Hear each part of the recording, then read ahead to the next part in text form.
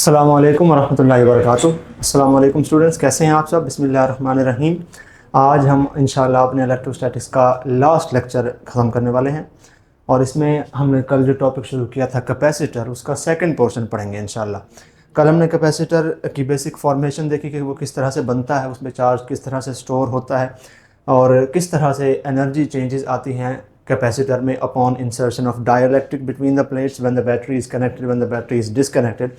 और आज हम पढ़ने वाले हैं charging and discharging of a capacitor. ये चैप्टर भी, ये टॉपिक भी इक्वली इम्पॉर्टेंट है जैसा कि कल वाला टॉपिक था। और अगर हार्ड लेवल का क्वेश्चन देना हो तो अगेन आपको इसी पोर्शन में से ही दिया जाएगा, इसमें से या फिर कल वाले टॉपिक में से। तो आज हम पढ़ेंगे क्या, बेसिकली हम देखेंगे कि जैसे जैसे कैपेसिटर चार्ज होता है वैसे वैसे उसमें करंट चेंजेस, सर्किट में करंट चेंजेस किस तरह से आती हैं और कैपेसिटर के ऊपर डिपॉजिटेड चार्ज किस तरह से इंक्रीज़ या डिक्रीज़ होता है टाइम के साथ, क्या वो लीनियरली इंक्रीज़ होता है या एक्सपोनेंशियली इंक्रीज़ होता है।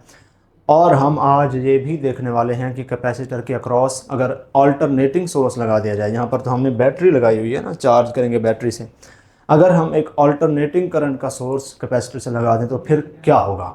ठीक है, तो स्टे ट्यून्ड और लेक्चर को आखिर तक देखिएगा। इंशाल्लाह हम बहुत इंटरेस्टिंग सी चीज़ें आज पढ़ने वाले हैं। तो चलिए शुरू करते हैं। सबसे पहले charging and discharging of a capacitor के लिए हमें एक सर्किट की ज़रूरत है जिसको हम कहते हैं आरसी सर्किट।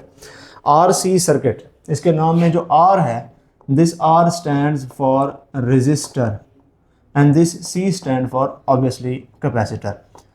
कल हमने एक बात की थी कि कैपेसिटर को हमने एक डायग्राम बनाई थी जिसमें हमने कैपेसिटर को डायरेक्टली बैटरी के साथ जोड़ा हुआ था और हमने उस वक्त कहा था कि रियल में असली जब आप कैपेसिटर किसी को चार्ज करने की कोशिश करते हैं तो आप डायरेक्टली कैपेसिटर के साथ बैटरी नहीं जोड़ा करते, आप उसके इन दोनों चीज़ों के साथ सीरीज़ में एक रजिस्टर भी जोड़ते हैं और इस ओवरऑल पूरे सर्किट को फिर हम कह देते हैं कि ये आरसी सर्किट है। ऐसा सर्किट जिसमें रजिस्टर भी है और कैपेसिटर भी है। ठीक है ना, डायरेक्टली बैटरी जोड़ेंगे तो करंट फिर बहुत ज़्यादा हो जाता है। ठीक है ना, तो करंट को थोड़ा सा कंट्रोल करने के लिए हम ये रजिस्टर बीच में इंट्रोड्यूस करवा देते हैं। ये रजिस्टर का काम प्रोटेक्टिव होता है ताकि ये कैपेसिटर को नुकसान ना पहुँचे। ठीक है, तो इस रजिस्टर के थ्रू हम चार्ज गुजार के इस कैपेसिटर की प्लेट्स के ऊपर डिपॉजिट करवाते हैं। तो an RC circuit is use to charge और डिस्चार्ज आ कैपेसिटर।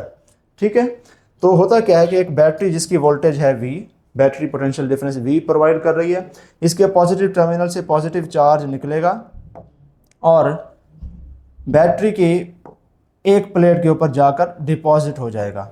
हमने कल कहा था कि ऐसा होने के बाद इलेक्ट्रोस्टैटिक इंडक्शन की वजह से दूसरी प्लेट के पॉजिटिव चार्जेस रिपेल हो जाते हैं और दूसरी प्लेट के ऊपर उतना ही नेगेटिव चार्ज आ जाता है और उतना ही पॉजिटिव चार्ज दूसरी प्लेट से निकलकर वापस बैटरी के नेगेटिव टर्मिनल में आ जाता है। ठीक है, और ये तब तक होता रहता है जब तक कैपेसिटर की प्लेट्स के दरमियान में जो पोटेंशियल डिफरेंस है वो बैटरी के पोटेंशियल डिफरेंस के बराबर ना हो जाए।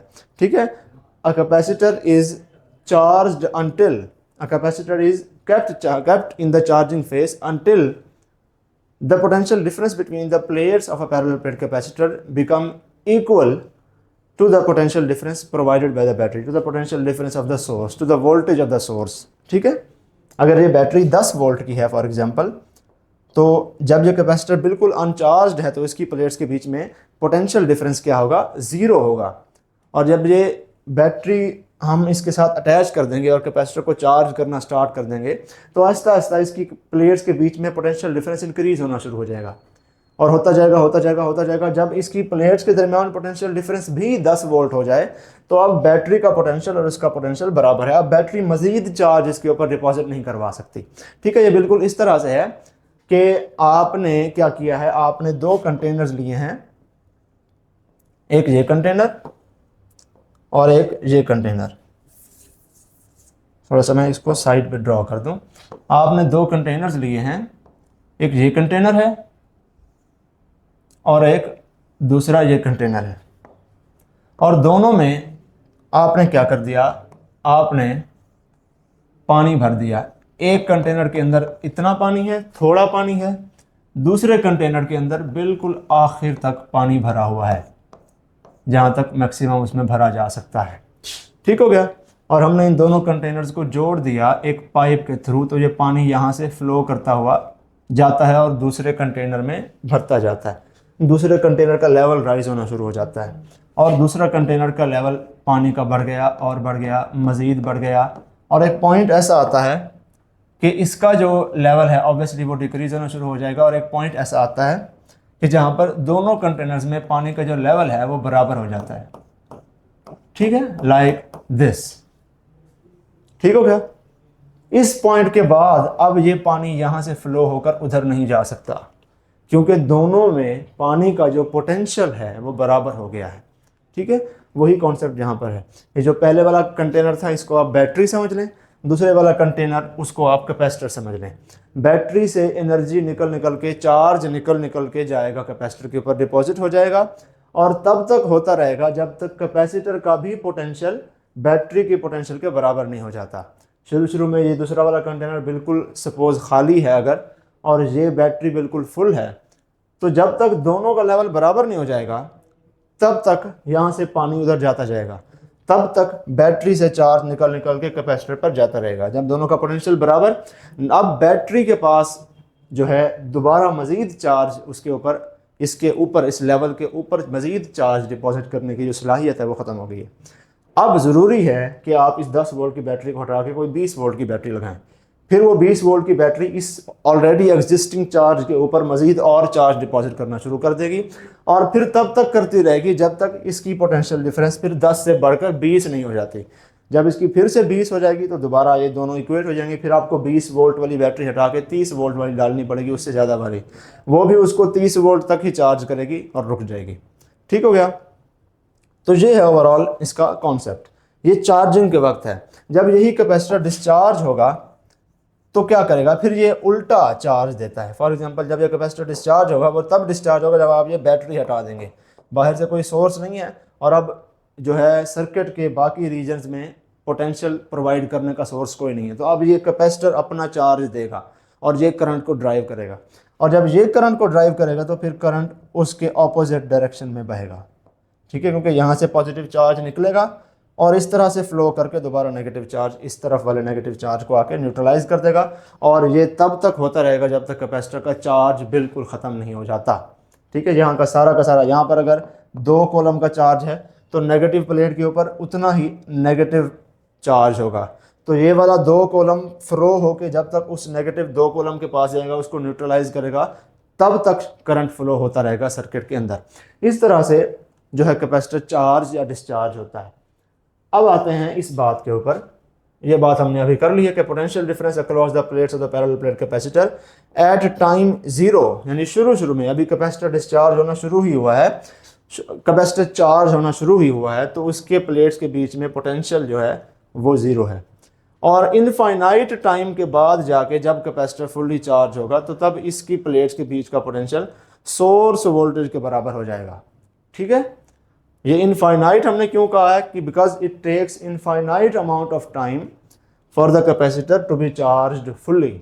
हम ये नहीं कह सकते कि 10 मिनट लगेंगे कैपेसिटर चार्ज हो जाएगा, नहीं, इन्फिनिटी तक वो चार्ज होता रहता है। Rate of charging Aahista Aahista उसका स्लो होता जाता है, लेकिन इनफाइनाइट टाइम के बाद जाके वो कम्प्लीटली चार्ज होता है, यानी कि कभी नहीं होता बेसिकली, इन अ सेंस आप कह सकते हैं।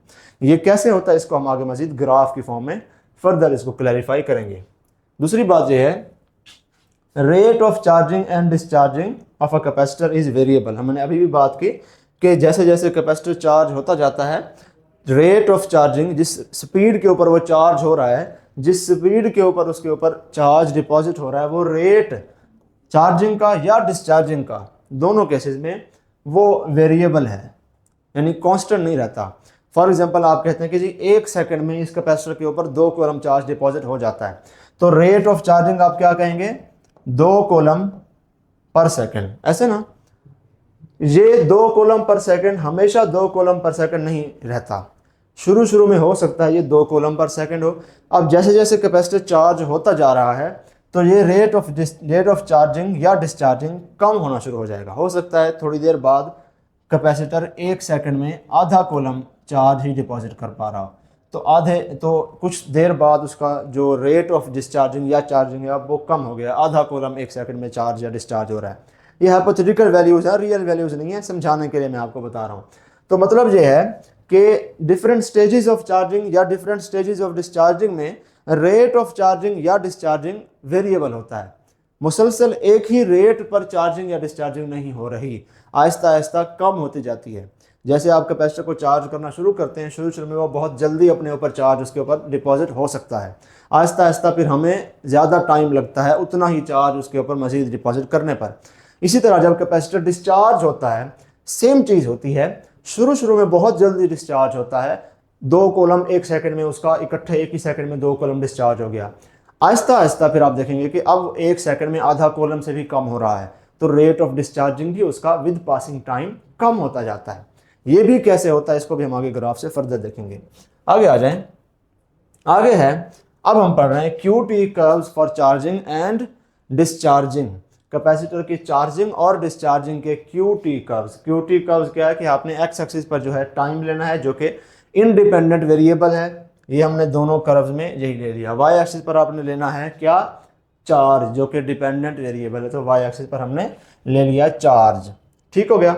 अब होता इस तरह से कि एट टाइम 0, जब टाइम बिल्कुल ज़ीरो है, यानी अभी अभी आपने उसको चार्ज करना भी स्टार्ट किया है within no amount of time, तो शुरू में उसके ऊपर जो चार्ज है वो कितना है, 0 है, कोई चार्ज नहीं है, अभी चार्ज हो रहा है। जैसे जैसे टाइम गुजरता जाएगा चार्ज बिल्डअप होता जाएगा, फिर टाइम मज़ीद गुजरा चार्ज बिल्डअप हो गया, फिर टाइम मज़ीद गुजरा फिर चार्ज बिल्डअप हो गया। आहिस्ता आहिस्ता ये जो ग्राफ है फ्लैट होता जा रहा है। ठीक है। और हम अज्यूम करते हैं कि मैक्सिमम चार्ज जो इस कैपेसिटर के ऊपर आ सकता है वो है Q0। ठीक है। तो आहिस्ता आहिस्ता ये स्लोप जो है, इसकी ग्राफ की जो स्लोप है वो कम होती जा रही है। शुरू में बहुत स्टीप है, फिर लेस स्टीप है, फिर फर्दर लेस स्टीप है, और आखिर में आकर ये बिल्कुल पैरेलल हो जाता है उस Q0 वाले वैल्यू के। ठीक है ना। इसका मतलब है कि अब अगर इस लाइन को एक्सटेंड करते जाएं, ये इनफाइनाइट डिस्टेंस पर जाकर इस ऊपर वाली लाइन से, जो Q0 वाली लाइन है, इससे जाकर टच करेगी।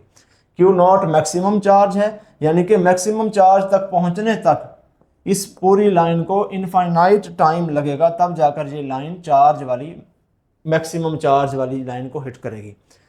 इससे हम वही मतलब साबित करना चाह रहे हैं जो हमने ऊपर कहा है कि it takes infinite amount of time for a capacitor to be charged fully. ठीक है। अब स्लोप पर आ जाएं। इस ग्राफ की जो स्लोप है वो हमें क्या देती है, slope of this graph is Q divided by T। ठीक है ना। Q डिवाइडेड बाय T क्या होता है, चार्ज पर यूनिट टाइम, यानी कि ये हमें देती है करंट। शुरू में जब आपने कैपेसिटर को पकड़ा, उसके साथ सीरीज में रजिस्टर को लगाया और उसके साथ अपने बैटरी लगा दी, तो शुरू में आप देखेंगे कि जो स्लोप है ये बहुत स्टीप है। यानी कि वाई एक्सिस पर आप ये 1 second, 2 second, 3 second, 4 second, 5 second, 6, 7, 8, 9, 10, X axis, Y axis पर भी हम 1, 2, 3, 4, 5, 6 हमने ग्रेडिंग कर दी। तो पहले 1 सेकंड में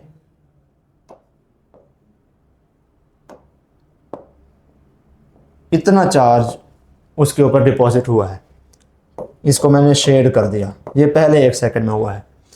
अगले 1 सेकंड में कितना हुआ है, इतना चार्ज उसके ऊपर फर्दर डिपॉजिट हुआ है। देखें, पहले 1 सेकंड में ज़्यादा हुआ है, अगले 1 सेकंड में कम हुआ है।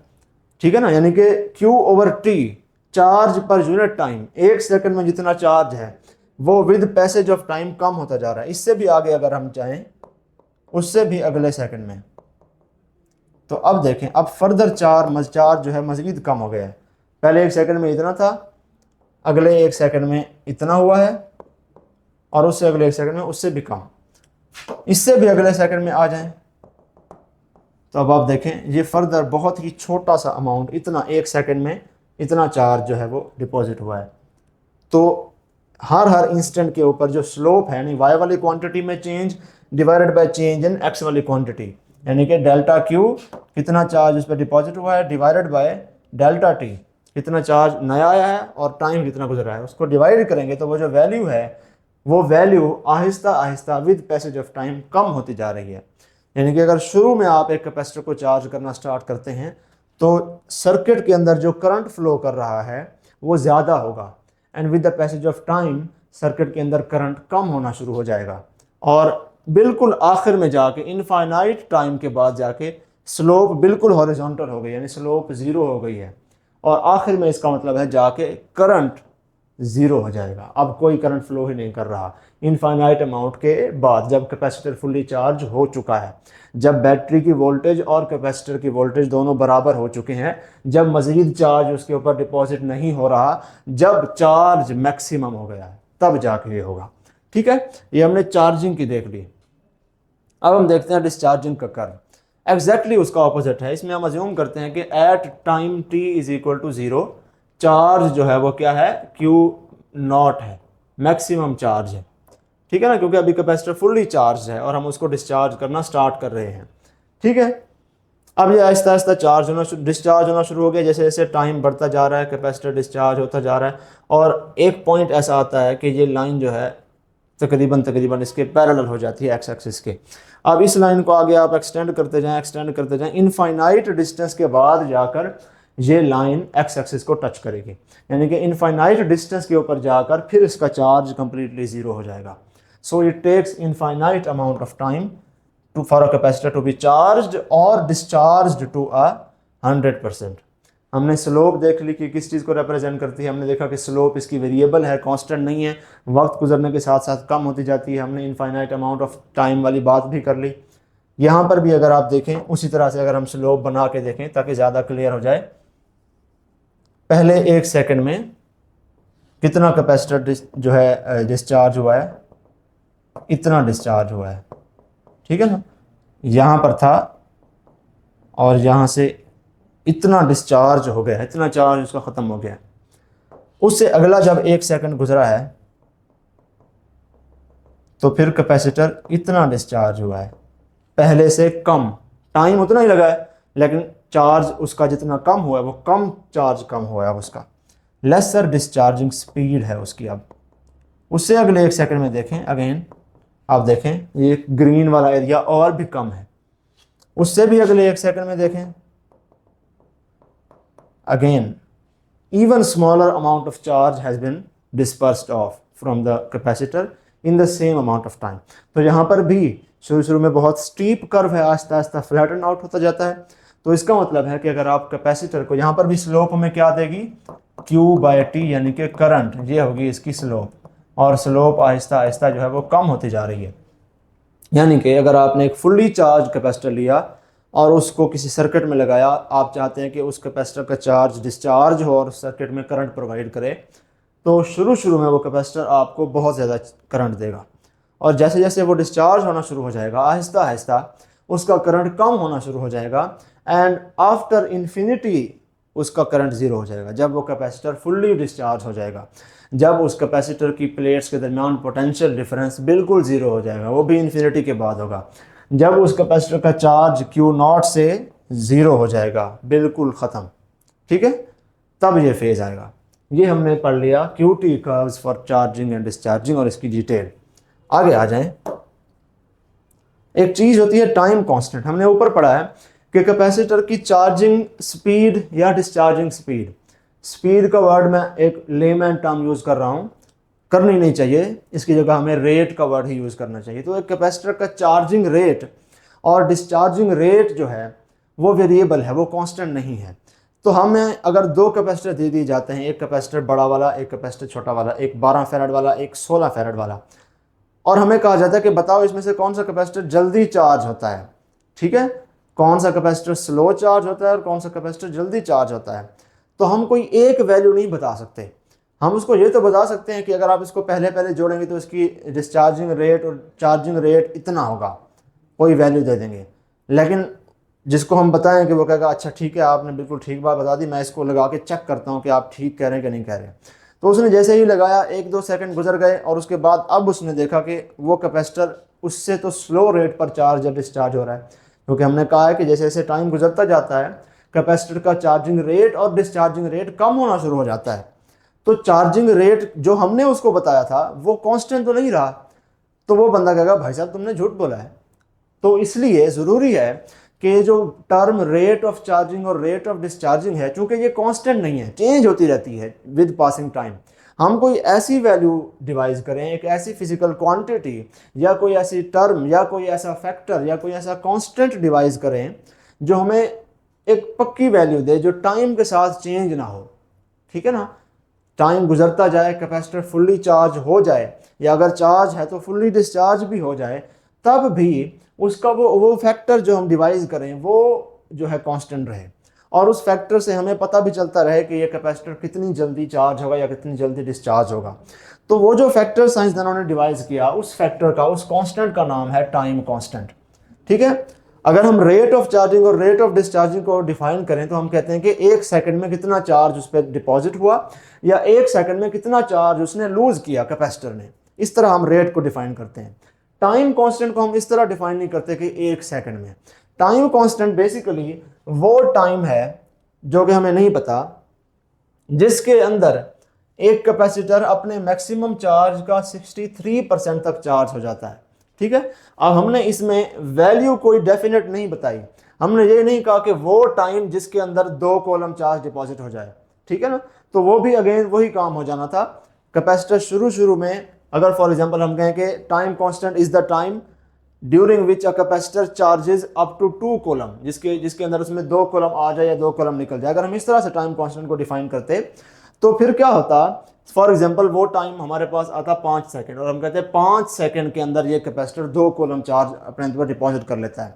तो फिर यही काम होता कि शुरू में तो 5 सेकंड के अंदर वो उतना चार्ज डिपॉजिट कर देता, लेकिन उससे अगले 5 सेकंड में फिर वो कैपेसिटर उससे कम चार्ज डिपॉजिट करता, उससे अगले 5 सेकंड में फिर वो कैपेसिटर उससे भी कम चार्ज डिपॉजिट करता, और उससे अगले 5 सेकंड में उससे भी कम चार्ज डिपॉजिट करता।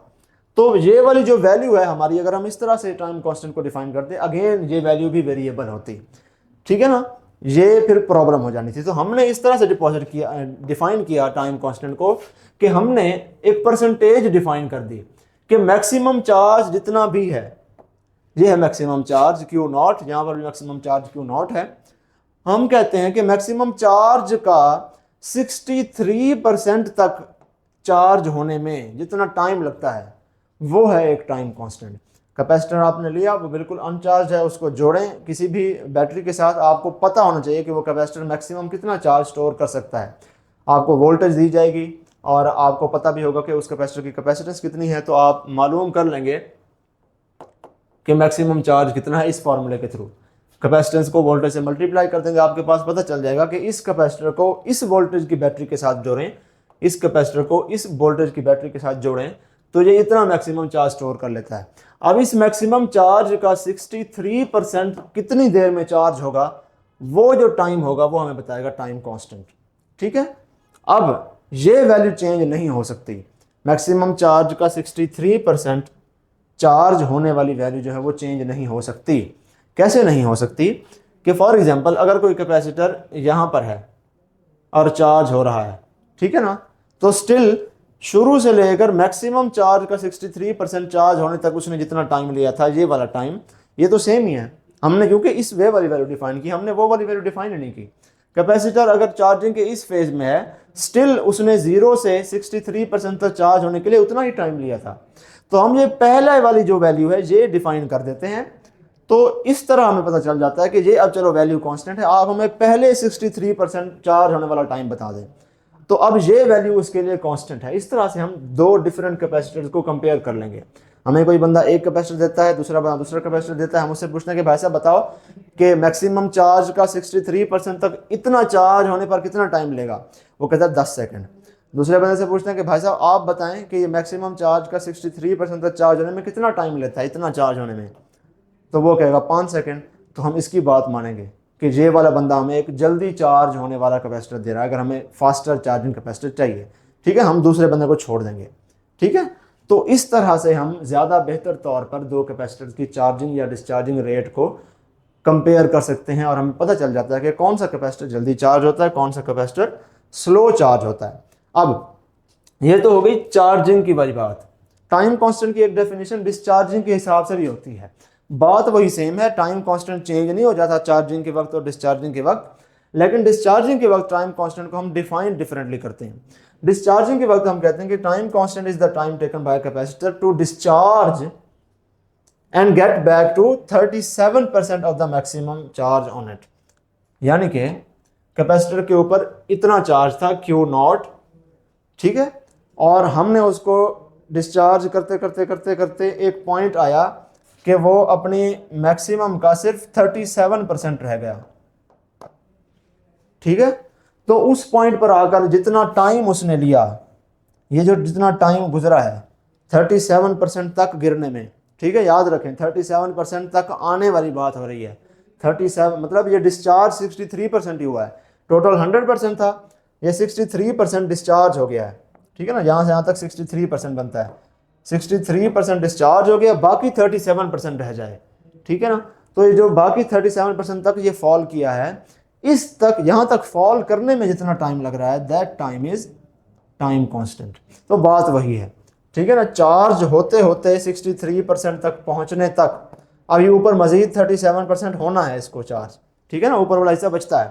तो चार्ज हुआ है 63% तक और बचता है 37% मजीद चार्ज होना, तो उसको भी हम टाइम कांस्टेंट कहते हैं।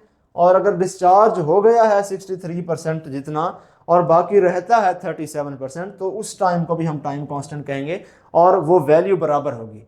अगर एक कैपेसिटर को चार्ज होते होते 63% तक पहुंचने में 10 सेकंड लगते हैं, तो उसी कैपेसिटर को डिस्चार्ज होते होते 37% तक आने में भी 10 सेकंड ही लगेंगे। सो time constant remains constant both during discharging and charging. तो ये भी हमारे पास फ़ायदा है कि हमने एक ऐसी क्वांटिटी डिफाइन की है जो चार्जिंग डिस्चार्जिंग दोनों वक्त सेम काम करती है और कांस्टेंट रहती है, उसकी वैल्यू ऊपर नीचे नहीं होती। तो हम टाइम कांस्टेंट को एक रिलायबल फैक्टर ले सकते हैं for comparing the rate of charging and discharging, ताकि हमें पता चल जाए कौन सा कैपेसिटर जल्दी चार्ज होता है, कौन सा कैपेसिटर स्लोली चार्ज होता है। अच्छा जी, अब यहाँ पर आ जाएं। अब हम QT कर्व्स पढ़ रहे हैं चार्जिंग डिस्चार्जिंग के, लेकिन हम यहाँ पर थोड़ी सी डिफरेंट चीज़ एक देखेंगे। सपोज यहाँ तक जो कैपेसिटर का चार्ज है वो मैक्सिमम है Q नॉट है, ठीक है ना, 100%। इस लाइन को मैंने पूरा इसके साथ नहीं मिलाया क्योंकि मैं पहले कह चुका हूँ कि ये लाइन पैरेलल हो जाती है इसके और इनफाइनाइट डिस्टेंस के ऊपर जाकर ये इससे मिलती है। तो इस लाइन को इससे बिल्कुल बुक्स में मिलाया होता है, लेकिन मिलाना नहीं चाहिए, ये अच्छी बात नहीं है। आप चीज़ को जो है एक्यूरेट प्रिसाइज रखें। तो हम कहते हैं कि ये है इसका मैक्सिमम। यहाँ तक कितने डब्बे बनते हैं, 1 2 3 4 5 6 7 बनते हैं। तो हम 3.5 डब्बों तक अगर देख लें, 1 2 3 4 5, यहाँ तक तकरीबन अप्रॉक्सीमेटली 7 डब्बे हैं, तो उसका 5 यहाँ तक हम चलो देख लेते हैं, अप्रॉक्सीमेट ही कर रहे हैं। हम कहते हैं यहाँ तक का जो चार्ज है वो है 0.63 टाइम्स ऑफ Q नॉट, ठीक है। यानी कि उस Q नॉट का 63% का मतलब यही होता है ना, 0.63 Q नॉट। और इतने तक पहुंचने में जितना टाइम लगता है, ये टाइम है इसका टाइम कांस्टेंट, ठीक है। Time constant is given by the product of register and capacitor present in the circuit. उस कैपेसिटर, उस सर्किट के अंदर जितना रेजिस्टर लगा हुआ है, यहाँ पर हमने डिफाइन यहाँ पर किया, मैं इसको मेंशन करना भूल गया आपको। तो टाइम कांस्टेंट का जो फॉर्मूला है that is equal to RC, जो रेजिस्टर आपने यूज़ किया उस सर्किट में उसका और C का प्रोडक्ट। इसको हम प्रूव भी करेंगे कि टाइम कांस्टेंट RC के बराबर किस तरह से है, ठीक है। तो इतना टाइम लगता है इस कैपेसिटर को 63% तक चार्ज होने में। अब हम क्या करते हैं, अब हम एक और कैपेसिटर लेके आते हैं जिसका ग्राफ कुछ यूं बनता है और ये यहाँ पर आके पैरेलल हो जाता है उस लाइन के, ठीक है। अब इसको देखें, इसने 63% तक चार्ज होने में कितना टाइम लिया है, ये यहाँ तक जाके 63% चार्ज हुआ है इस पॉइंट तक। तो इसका टाइम मैं T डैश से रिप्रेजेंट कर रहा हूँ क्योंकि ये डिफरेंट टाइम है। इसका टाइम कांस्टेंट बराबर होगा R डैश C डैश, क्योंकि उसमें इस कैपेसिटर के अंदर R भी और होगा, C भी डिफरेंट होगा, ताकि हम उसको डिफरेंशिएट कर सकें, ठीक है।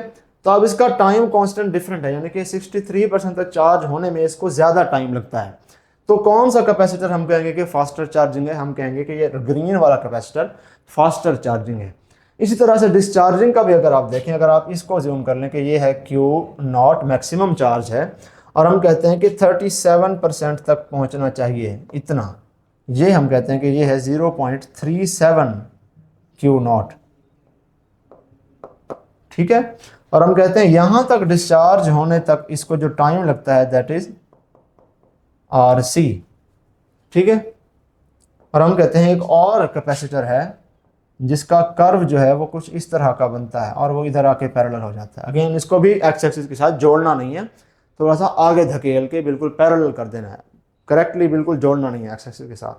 अब इस कैपेसिटर को इतना ही डिस्चार्ज होने तक 37% तक पहुंचने तक कितना टाइम लगा है, इतना टाइम लगा है, यहाँ से यहाँ तक का टाइम। तो इसका जो टाइम कांस्टेंट है T dash is equal to R dash C dash, ये ज़्यादा है, इसको उतना ही डिस्चार्ज होने में ज़्यादा टाइम लगता है।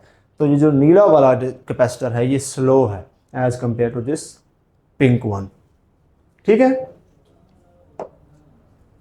अब कुछ इक्वेशंस हैं, ये इक्वेशंस एज सच इतनी ज़्यादा एक्सप्लेन नहीं की जाती मोस्टली, और तो लेकिन अगर आपको चार्जिंग और डिस्चार्जिंग ऑफ कैपेसिटर को बेहतर तरीके से पढ़ना है तो आपको ये इक्वेशंस बहुत ही अच्छे तरीके से आनी चाहिए कॉन्सेप्ट को क्लियर करने के लिए, ठीक है। चार्जिंग और डिस्चार्जिंग का जो हमने ऊपर कर्व देखा उसको हम कहते हैं एक्सपोनेंशियल कर्व, ठीक है। अगर इस तरह की लाइन हो इसको हम कहते हैं लीनियर कर्व। इस लाइन को हम लीनियर इक्वेशन से रिप्रेजेंट भी कर सकते हैं। अगर ये लीनियर कर्व ना हो, अगर ये इस तरह का कर्व हो या इस तरह का कर्व हो, तो ये जो फॉलिंग कर्व है नीचे आने वाला है इसको हम कहते हैं डिकेइंग एक्सपोनेंशियल कर्व। ये क्या है, डिकेइंग एक्सपोनेंशियल कर्व है। और ये जो राइजिंग कर्व है इसको फिर हम कहते हैं as the name indicates rising exponential curve, ठीक है। इससे पहले मैंने कहा कि अगर लीनियर लाइन हो तो इसको हम लीनियर इक्वेशन से रिप्रेजेंट कर सकते हैं। लीनियर इक्वेशन की जनरल फॉर्म क्या होती है, y is equal to mx plus C. ये मैं वैसे बता रहा हूँ, इसमें कंफ्यूज होने वाली कोई बात नहीं है, आपने मैथमेटिक्स नहीं पढ़नी, बट एक जनरल सा ओवरव्यू इतना तो पता ही होना चाहिए आपको। लेकिन ये जो राइजिंग और डिकेइंग कर्व्स हैं ये चूंकि एक्सपोनेंशियल हैं तो इनकी जो जनरल इक्वेशन होती है वो होती है ये। इसी किस्म का एक डिकेइंग कर्व हम न्यूक्लियर फिजिक्स में भी पढ़ेंगे, और आप देखेंगे कि जब एक रेडियो एक्टिव सब्सटेंस डिके होता है तो उसका भी कर्व इसी किस्म का बनता है, और वहाँ पर भी हम इसी इक्वेशन को डिस्कस करेंगे और ये बात वहाँ पर रिकॉल होगी, फिर आपको ये बेहतर तरीके पर समझ आ जाएगी। तो खैर एक डिकेइंग कर्व और राइजिंग एक्सपोनेंशियल कर्व की जो जनरल इक्वेशन होती है वो ये होती है। ये इक्वेशन बेसिकली एक डिकेइंग कर्व की है कि अगर कोई कर्व नीचे आ रहा है बिल्कुल इन्वर्सली प्रोपोर्शनल के हिसाब से, एक्सपोनेंशियली, इन्वर्सली प्रोपोर्शनल नहीं, एक्सपोनेंशियली अगर नीचे आ रहा है विद टाइम, तो उसकी जनरल इक्वेशन होती है x is equal to X naught E raise to power minus lambda T. ये जो e है, e की वैल्यू होती है 2.718। ये कांस्टेंट है जस्ट लाइक पाई, जिस तरह से पाई की वैल्यू है 3.14, इसकी वैल्यू होती है 2.718। लॉग वगैरह में ये यूज होता है। तो ये जो इसमें t है दिस इज टाइम, ये जो लैम्डा है ये लैम्डा होता है रेट कांस्टेंट।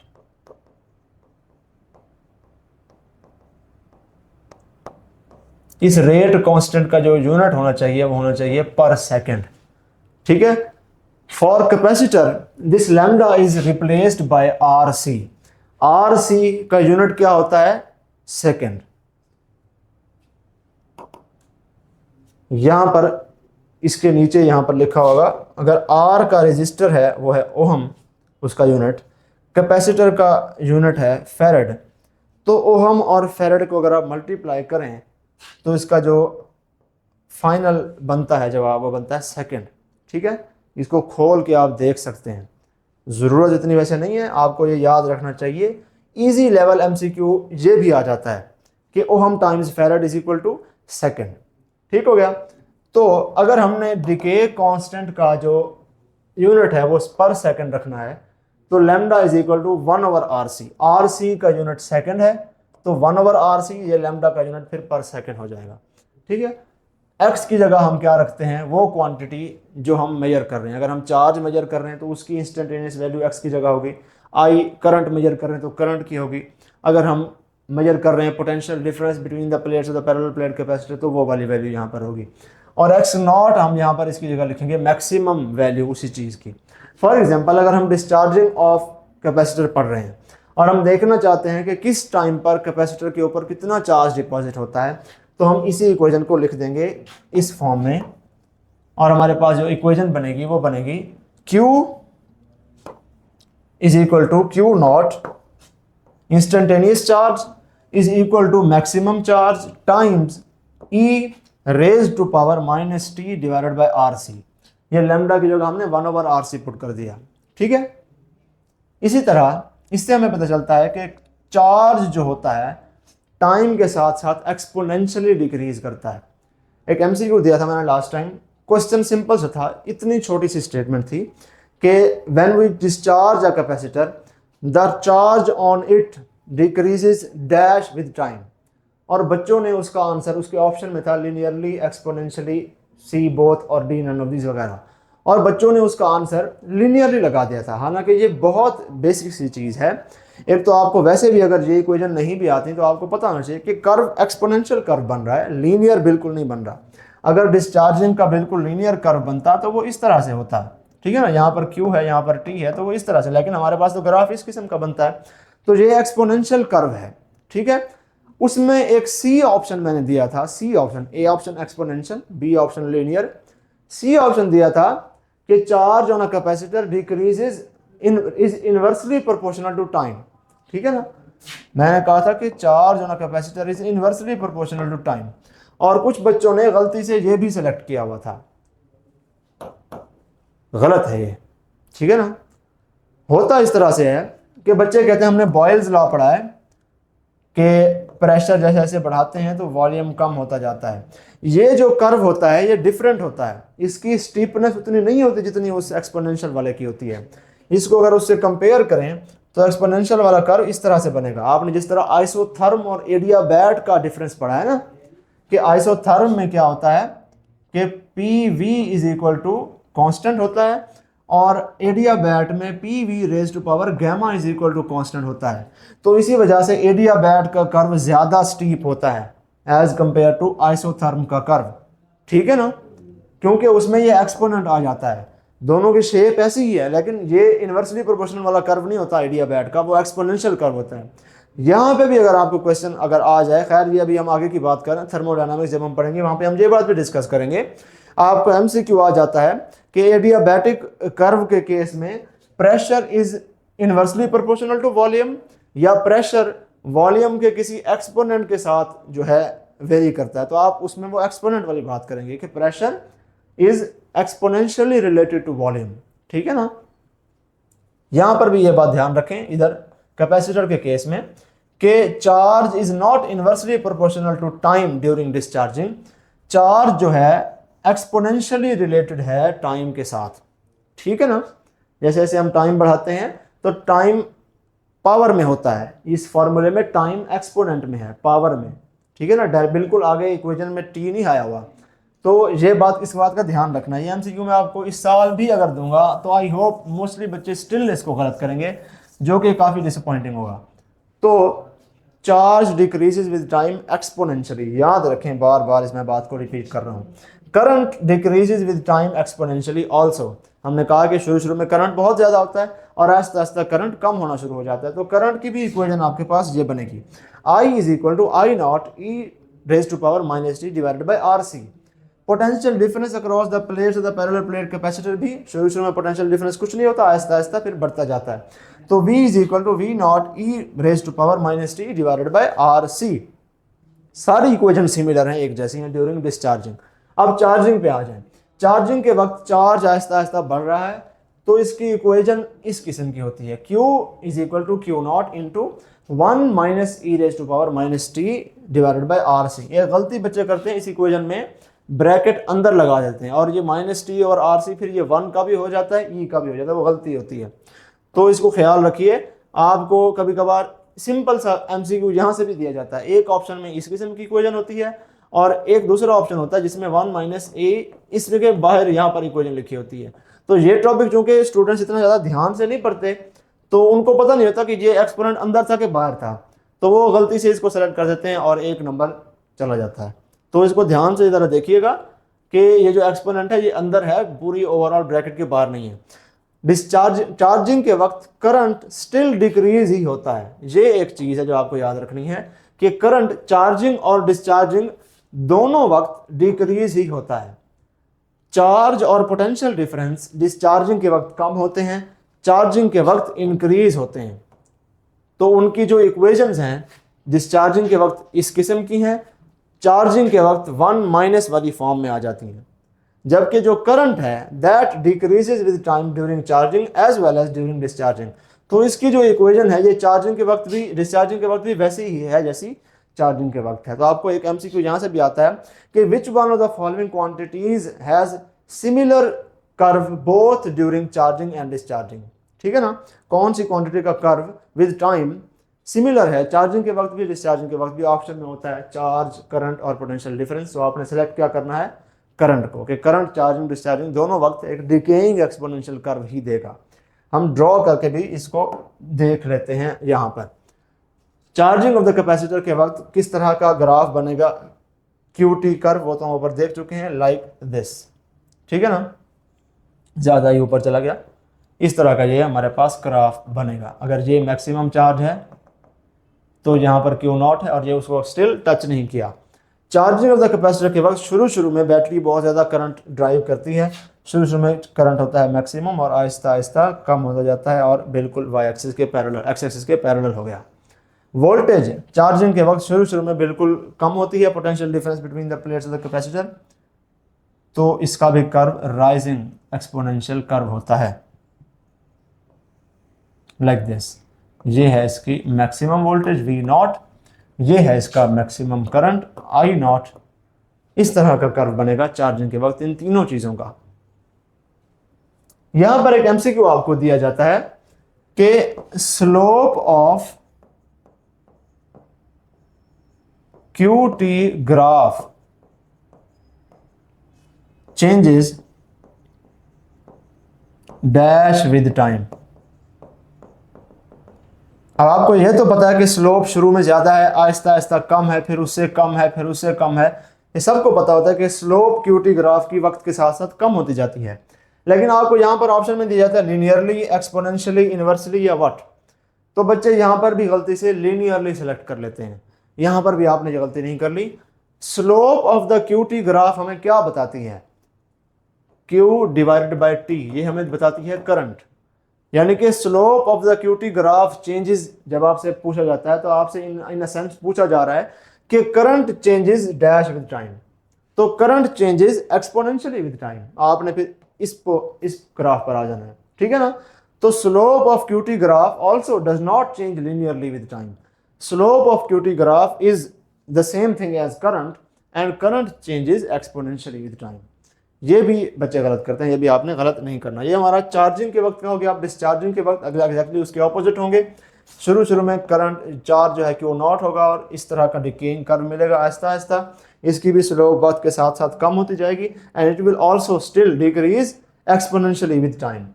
करंट स्टिल वैसा ही ग्राफ, इसका हमेशा डिकेइंग ग्राफ ही होता है। यहाँ पर हमारे पास I0 मैक्सिमम करंट होगा। वोल्टेज यहाँ पर अगेन कम होना शुरू हो जाएगी। Potential difference between the plates of the parallel plate capacitor की बात कर रहे हैं हम, तो मैक्सिमम यहाँ पर V0 है और आहिस्ता आहिस्ता कम होना शुरू हो जाएगी। अब आगे आ जाते हैं। ये हम यहाँ पर यूँ समझें एक किस्म का बहुत अच्छी तरीके से समराइज कर लिया है चार्जिंग और डिस्चार्जिंग का कैपेसिटर के दौरान होने वाली चेंजेस को। इस तरह की सिमिलर कुछ चीज़ें हमने कल पढ़ी थी। हमने कल पढ़ा था कि plates of the parallel plate capacitor के बीच में डाइलेक्ट्रिक इंसर्शन से क्या होता है, प्लेट्स के बीच में जब हम इंसर्ट करते हैं, जब हम निकाल लेते हैं डाइलेक्ट्रिक, तब क्या होता है बेसिकली वो उसके ऑपोजिट चेंजेस होती हैं। डिस्टेंस बढ़ाने घटाने से क्या होता है, उसकी भी इस तरह की हमने समराइज टेबल पढ़ी थी।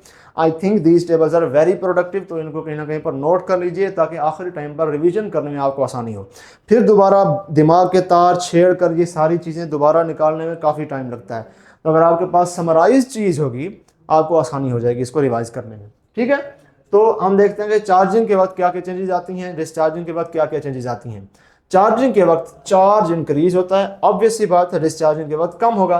पोटेंशियल डिफरेंस चार्जिंग के वक्त आहिस्ता आहिस्ता बढ़ता जाता है, डिस्चार्जिंग के वक्त आहिस्ता आहिस्ता कम होता जाता है। Electric field between the plates of the parallel plate capacitor depend करती है किसके ऊपर, E is equal to V over D. ठीक है, डिस्टेंस कांस्टेंट है, तो पोटेंशियल डिफरेंस अगर इंक्रीज होता है चार्जिंग के वक्त तो इलेक्ट्रिक फील्ड भी इंक्रीज होगी, और डिस्चार्जिंग के वक्त पोटेंशियल डिफरेंस डिक्रीज होता है तो इलेक्ट्रिक फील्ड भी डिक्रीज होगी। एनर्जी स्टोर्ड अब 1/2 QV, ठीक है ना, यही होती है ना एनर्जी स्टोर्ड। Q भी बढ़ता है चार्जिंग के वक्त, V भी बढ़ती है चार्जिंग के वक्त, तो एनर्जी भी बढ़ेगी। ठीक है, और Q और V दोनों चार्जिंग डिस्चार्जिंग के वक्त कम होते हैं तो एनर्जी भी डिस्चार्जिंग के वक्त कम होगी। Capacitance of the parallel plate capacitor depends on area, medium and distance between the plates of the parallel plate capacitor. तो चार्जिंग और डिस्चार्जिंग के वक्त इन चीज़ों पर कोई इफेक्ट नहीं पड़ता, तो कैपेसिटेंस कांस्टेंट रहेगी। QT स्लोप, QT स्लोप का मतलब करंट ही है। ठीक है ना, QT ग्राफ बनाएंगे, उसकी जो स्लोप होगी वो कैसे चेंज होगी, तो करंट चार्जिंग के वक्त भी कम होता है, डिस्चार्जिंग के वक्त भी कम होता है। QT स्लोप वही सेम चीज़ है करंट वाली, वो भी चार्जिंग के वक्त भी कम होगी, डिस्चार्जिंग के वक्त भी कम होगी। ठीक है, ये हमने हल्का सा इसको समराइज कर लिया। आगे आ जाएं, अब हम पढ़ रहे हैं कि हर एक टाइम कांस्टेंट के बाद क्या क्या चेंजेस आएंगे। इससे आपको बहुत डीप कॉन्सेप्ट जो है इसका मैं इम्पार्ट कर रहा हूँ, आप इसको गौर से ज़रा देखिएगा। अब हम देख रहे हैं यहाँ पर बेसिकली डिस्चार्जिंग के वक्त की चेंजेस, इक्वेशंस हमने डिस्चार्जिंग वाली लिखी हुई हैं। ठीक है ना, इसके बाद हम देखेंगे चार्जिंग के वक्त वाली। अभी हम डिस्चार्जिंग पढ़ रहे हैं। तो एट टाइम 0, जब अभी कैपेसिटर शुरू ही हुआ है डिस्चार्ज होना, तो शुरू में उसके ऊपर जो चार्ज है वो मैक्सिमम है Q0 के बराबर। करंट भी अभी डिस्चार्ज होना स्टार्ट हुआ है तो शुरू में वो मैक्सिमम करंट देगा। V is equal to V0, शुरू में potential difference between the plates of the parallel plate capacitor भी मैक्सिमम होगी। अब एक टाइम कांस्टेंट जब गुजर जाए, when t is equal to 0, now t is equal to RC, t is equal to one time constant, एक time constant गुजर गया है, तो क्या होगा, हम इस इक्वेशन के हिसाब से अगर देखें तो Q is equal to Q0 e raise to power minus T over RC है, ऐसे ना, हम t की जगह RC पुट कर देंगे क्योंकि t RC के बराबर है, तो minus RC divided by RC हो जाएगा, ये दोनों कैंसिल हो जाएंगे, तो Q is equal to Q0 e raise to power minus 1 या Q is equal to Q0 divided by E, और नीचे आ गया तो उसकी पावर पॉजिटिव हो गई। E की वैल्यू आपके पास है 2.718 और 1/E की वैल्यू होती है 0.367। तो यहाँ पर अगर हम 1/E देखेंगे, ये इसका मतलब है Q0 मल्टीप्लाइड बाय 1/E, तो Q will be equal to 0.367 times maximum charge Q0। यानी कि जब एक टाइम कांस्टेंट गुजर जाएगा, TRC के बराबर हो जाएगा, तो चार्ज जो होगा वो मैक्सिमम चार्ज का 36% रह जाएगा। 36.7%, हम राउंड ऑफ करके इसको 37% लिख देते हैं। तो एक टाइम कांस्टेंट के बाद 37% ऑफ चार्ज रह जाता है। ये उस चीज का प्रूफ है जो हमने ऊपर कहा। ठीक है ना, हमने ऊपर कहा था कि TRC के बराबर है। एक तो उसका प्रूफ ये हो गया कि आप ओहम को फैरेड से मल्टीप्लाई करें, बेस यूनिट्स में सॉल्व करें, जवाब सेकंड आता है, तो इसका मतलब है कि डायमेंशंस टाइम की और RC वाले प्रोडक्ट की सेम है, तो इसका मतलब है T बराबर है RC। दूसरी बात हमने यहाँ पर भी देख ली कि T को RC के बराबर रख के इस इक्वेशन को सॉल्व करके देखा, तो हमने देखा कि एक टाइम कांस्टेंट के बाद वाकई 37% ऑफ चार्ज बच जाता है, जैसा कि हमने डिफाइन किया था डिस्चार्जिंग वाले डेफिनेशन में। हमने ये डिफाइन किया था ना कि time taken by a capacitor to discharge until it reaches 37% of the maximum charge. तो इसका मतलब है कि T जो हमने वो जो डिफाइन की थी वैल्यू, वो कहाँ से आई, वो जहाँ से इस कॉन्सेप्ट के थ्रू हमने वहाँ से निकाली। ठीक है, तो एक टाइम कांस्टेंट के बाद 0.37 टाइम्स Q0 यानी 37% ऑफ मैक्सिमम चार्ज बच जाएगा, करंट भी 37% हो जाएगा, पोटेंशियल भी 37% हो जाएगा।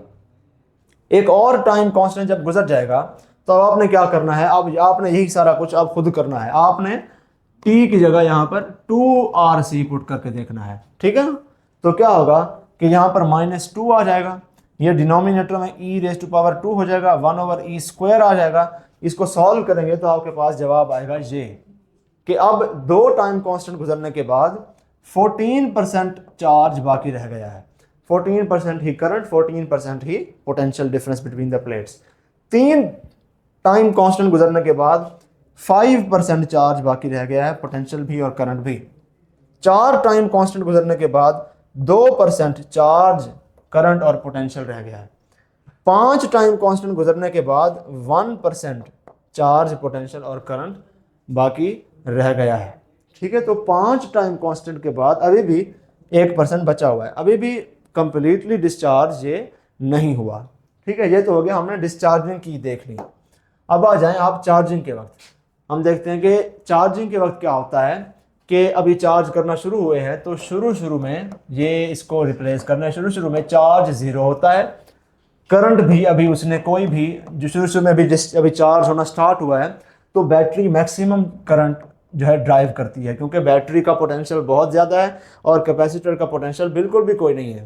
तो पोटेंशियल डिफरेंस ना प्लेट्स और द पैरेलल प्लेट कैपेसिटर के बीच में, तो बैटरी मैक्सिमम करंट ड्राइव करती है।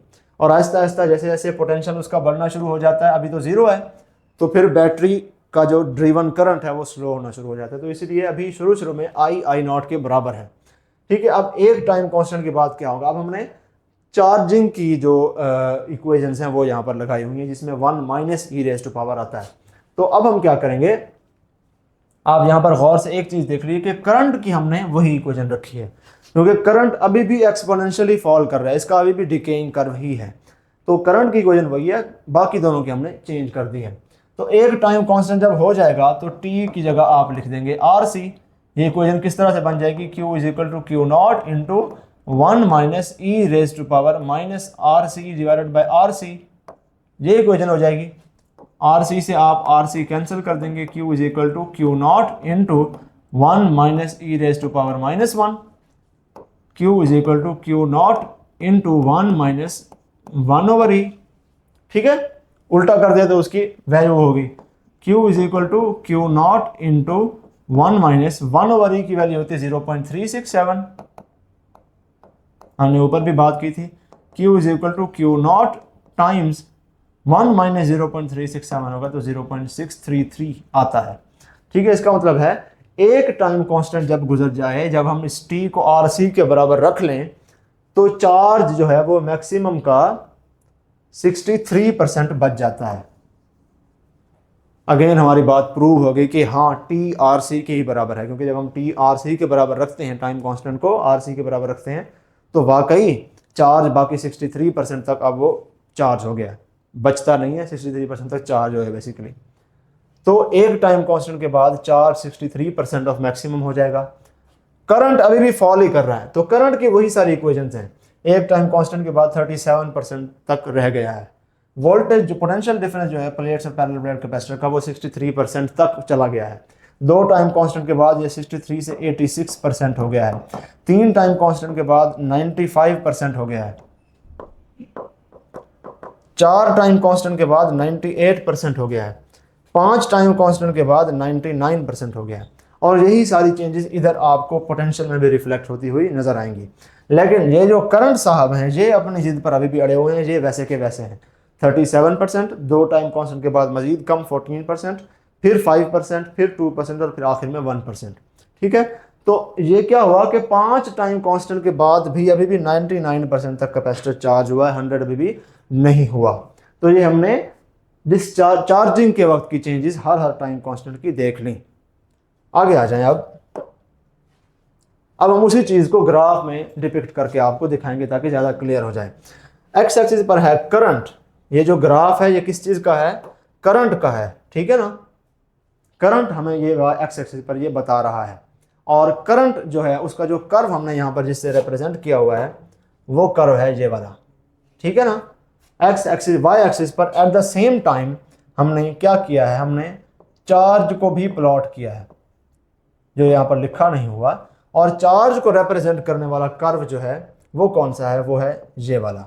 ठीक है, और ये ग्राफ अब आप ज़रा गौर से देख के बताएं, ये ग्राफ चार्जिंग के वक्त का ग्राफ है कि डिस्चार्जिंग के वक्त का ग्राफ है, क्योंकि करंट तो चार्जिंग के वक्त भी कम होता है, करंट तो डिस्चार्जिंग के वक्त भी कम होता है। ये हमें कैसे पता चलेगा, ये हमें पता चलेगा इस चार्ज वाले कर्व से। चार्ज वाला कर्व राइज कर रहा है, तो ये ग्राफ जो है ये चार्जिंग के दौरान का ग्राफ है।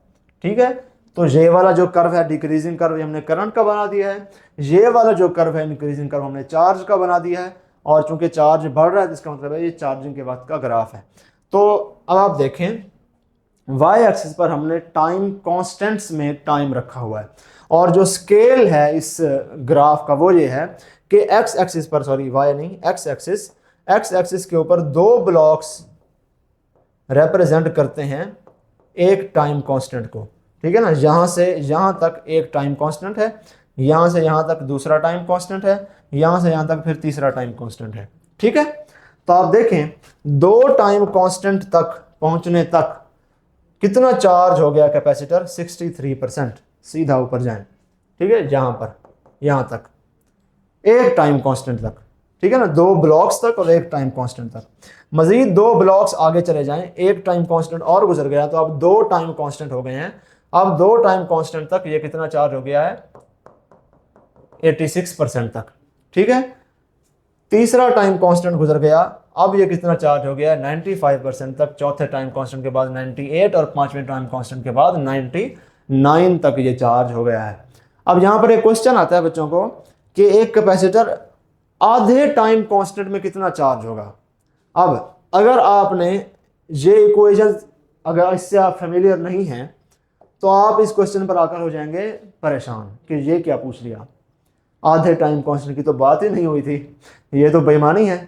तो ये बेईमानी नहीं है, बेसिकली आपको ये भी आना चाहिए। ये हार्ड है, ठीक है, क्वेश्चन बहुत रेयर आएगा, लेकिन अगर ये क्वेश्चन आ जाए आपको कि आधे टाइम कांस्टेंट में कैपेसिटर कितना चार्ज होगा, तो यहां पर हमने ग्राफ से उसको रिप्रेजेंट कर दिया है। दो ब्लॉक्स एक टाइम कांस्टेंट को रिप्रेजेंट करते हैं, आधा एक ब्लॉक जो होगा वो आधे टाइम कांस्टेंट को रिप्रेजेंट करेगा।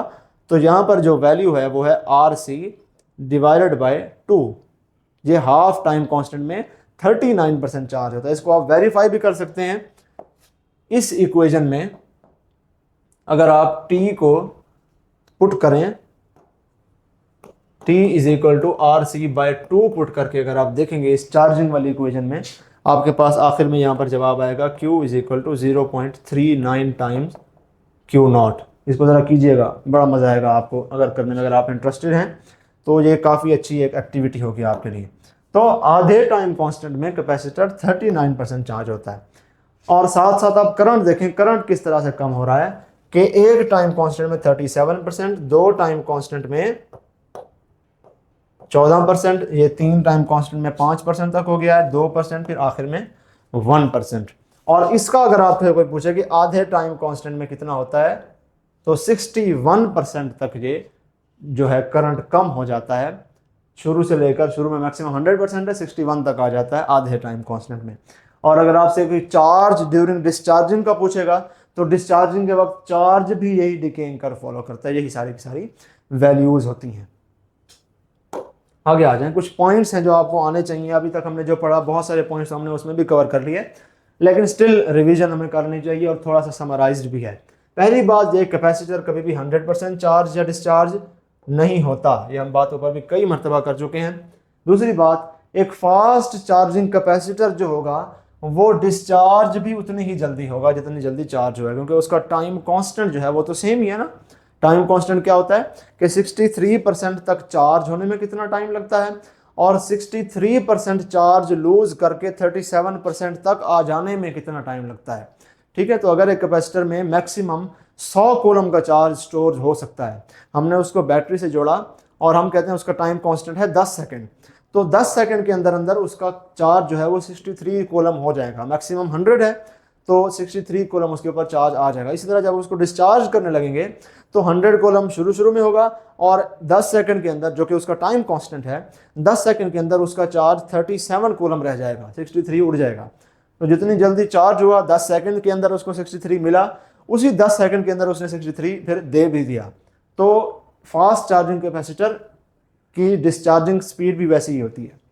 एंड आखिरी बात है, it takes 5 time constants for a capacitor to charge up to 99% and discharge up to 1%। हमने अभी ऊपर ग्राफ देखा कि 5 टाइम कांस्टेंट के बाद एक कैपेसिटर 99% तक चार्ज हो जाता है, और 5 ही टाइम कांस्टेंट के बाद वो 1% तक डिस्चार्ज हो जाता है। अब क्वेश्चन आपको इस तरह से इतना क्लियर नहीं आता। क्वेश्चन आया था, आ चुका है बल्कि, कि it takes how many time constants for a capacitor to discharge completely. अब बच्चे परेशान हो गए कि जी ये तो क्वेश्चन ही अजीब है, ऑप्शन में इन्फिनिटी था ही नहीं। बच्चों ने पढ़ा हुआ कि जी infinity amount of time, infinite amount of time लगता है कैपेसिटर को कंप्लीटली चार्ज या डिस्चार्ज होने तक। तो ऑप्शन में 5 टाइम कॉन्स्टेंट्स था, ऑप्शन 4 भी, 6 भी, 10 भी, लेकिन इन्फिनिटी नहीं था।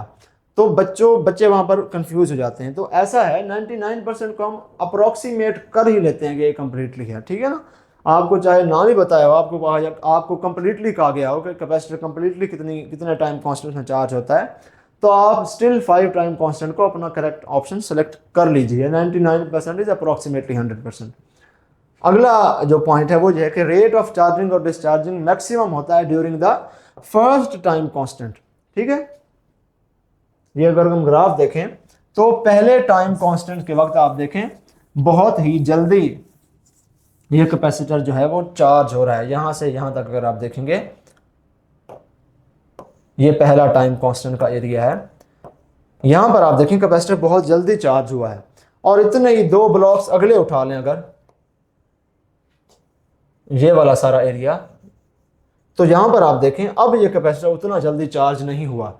इसी तरह डिस्चार्जिंग के वक्त भी यही केस होता है।